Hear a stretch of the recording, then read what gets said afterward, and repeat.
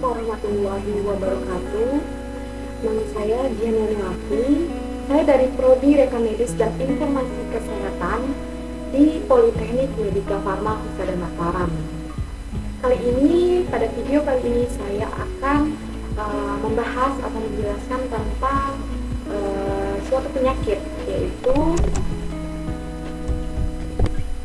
other spirochetal disease atau penyakit spirochetal lainnya pada blok ICD, yaitu A65 sampai dengan A69. Yang pertama kita akan membahas tentang apa sih spirochetal itu. Nah, spiroket adalah bakteri gram negatif, bergerak, berbentuk ramping dan berlekuk-lekuk. Bakteri dengan morfologi unik ini banyak ditemukan di dalam lingkungan akuatik dan hewan. Nah, lingkungan akuatik itu seperti apa sih? Akuatik itu di daerah yang lembab atau basah ya guys. Nah, sel spiroket tersusun atas protoplasma silinder yang ditutup dengan membran dan dinding sel. Bagaimana sih bentuknya? Berikut saya tunjukkan gambarnya. Seperti ini bentuk dari spiroket ini.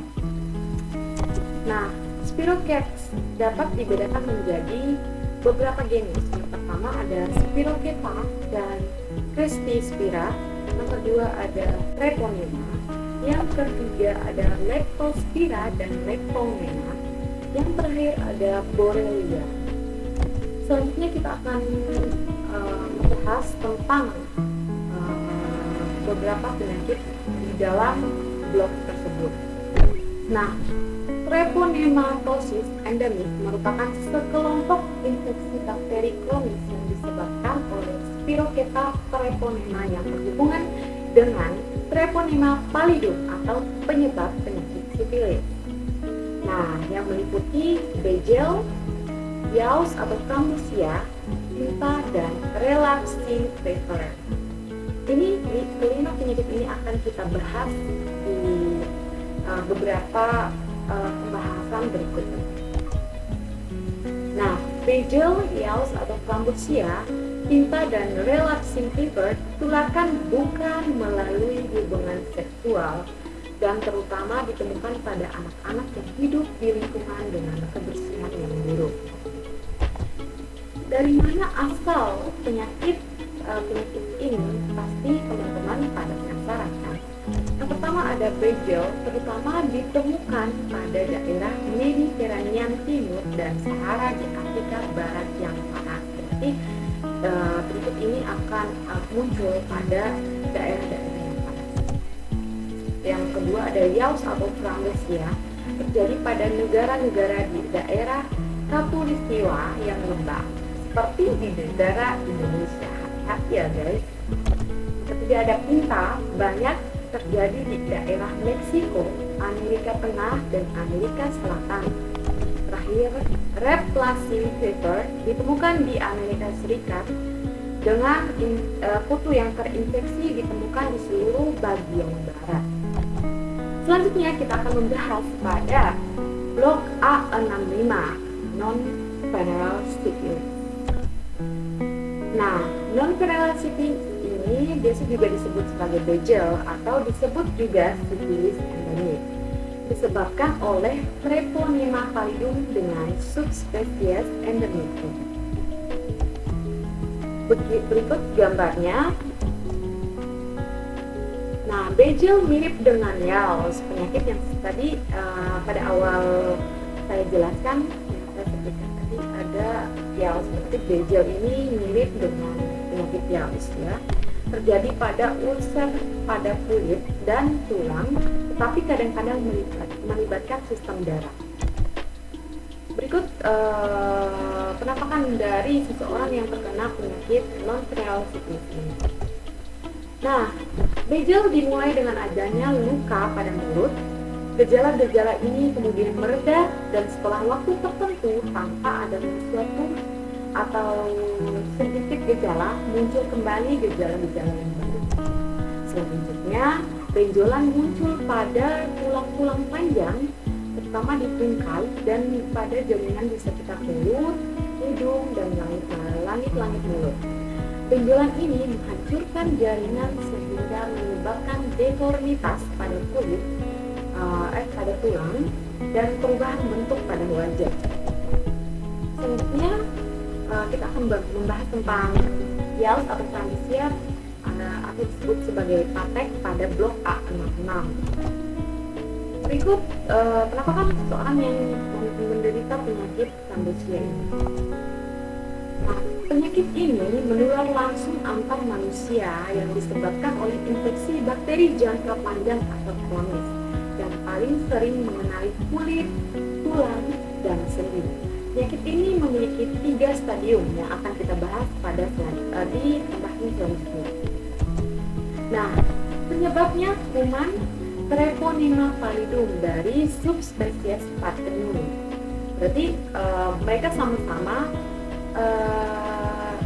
penyebabnya dari kuman Treponema pallidum, tapi berbeda subspesiesnya ya guys.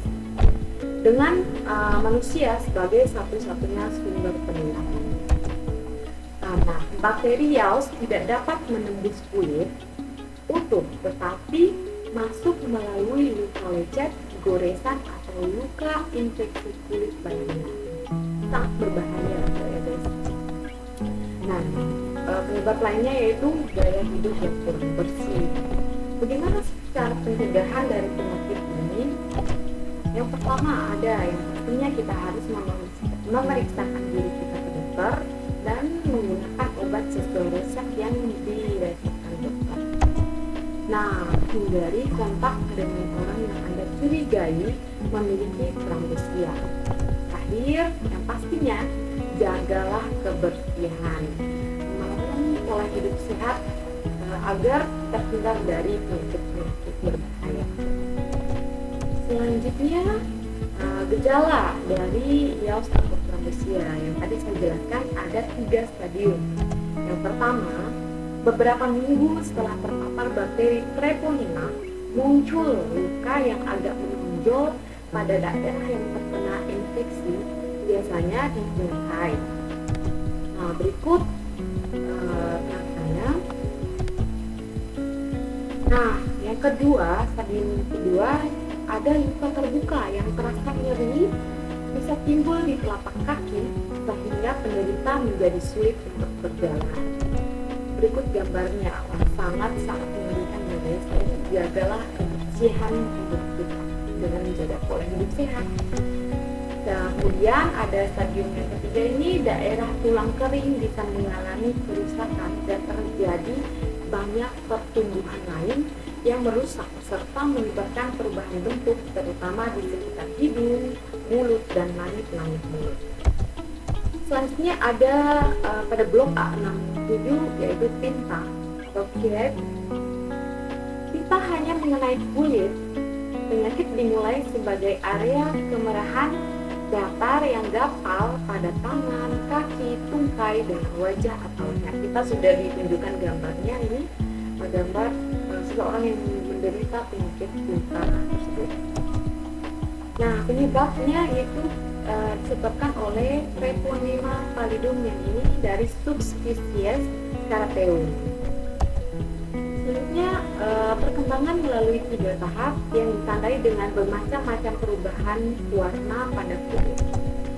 Nah, setelah beberapa bulan muncul bercak biru pada daerah yang sama di kedua sisi tubuh dan pada daerah di mana tulang dekat dengan kulit, misalnya pada sikut.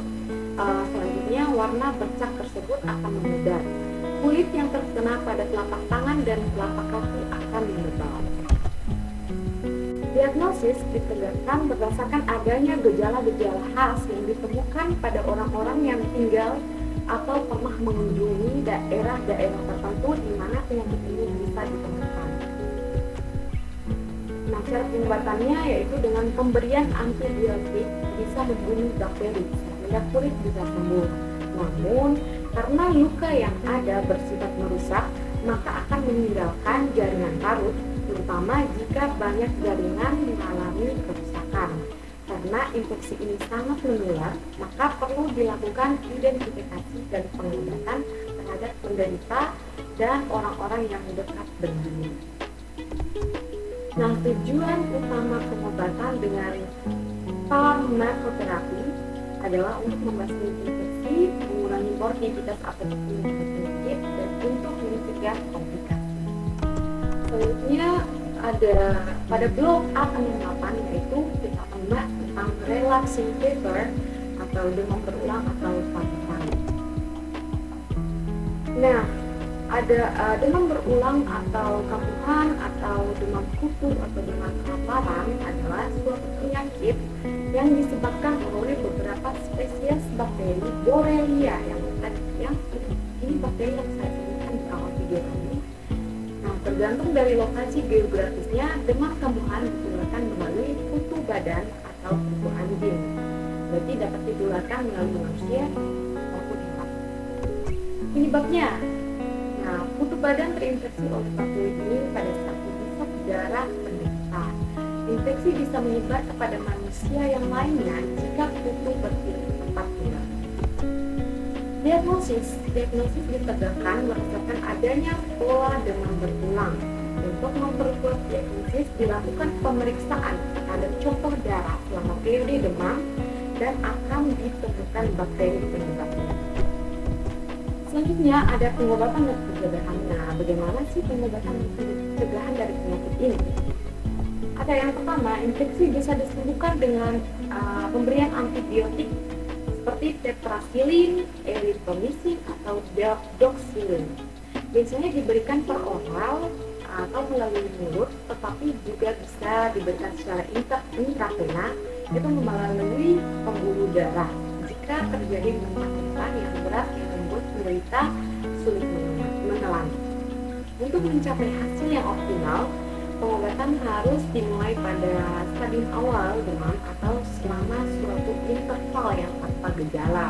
Pengobatan yang dimulai pada akhir dari suatu periode demam bisa memicu terjadinya reaksi Jarich-Herzberg, di mana demam yang sangat tinggi disertai tekanan darah yang turun naik, kadang sampai tekanan darah yang sangat berbahaya. Reaksi ini sangat khas dan kadang berakibat fatal. Dehidrasi diobati dengan cara yang diberikan secara intravena atau melalui pembuluh darah. Nah, penyakit ini berarti kita akan mengalami dehidrasi, nyeri kepala hebat, juga mual-mual. Selanjutnya pada pencegahannya kita bisa membersihkan kotoran pada pakaian dalam dan bagian dalam dari documentation dan bedak pinggang akan memberikan perlindungan terhadap demam kambuhan yang disebabkan oleh kutu badan. Terakhir ada A69 atau Other Spirochetal Infection. Nah, adalah beberapa infeksi spirochetal lainnya yang tidak dijelaskan atau yang belum dapat ditentukan jenis penyebabnya atau belum lengkap, ya. Nah, ini adalah akhir dari video yang akan saya sampaikan kali ini. Terima kasih yang sudah menonton. Lebih dari kurangnya saya mohon maaf. Semoga video ini dapat bermanfaat. Kekurangan-kekurangan dalam video ini dimaafkan. Saya berharap kritik dan sarannya agar saya dapat belajar lebih banyak lagi. Video ini untuk memenuhi tugas di mata kuliah saya, yaitu kodifikasi terkait penyakit dengan dosen yang mengajari kami, yaitu Ibu Uswatun Hasanah. Terima kasih menonton. Semoga video ini bermanfaat bagi kalian. Wassalamualaikum warahmatullahi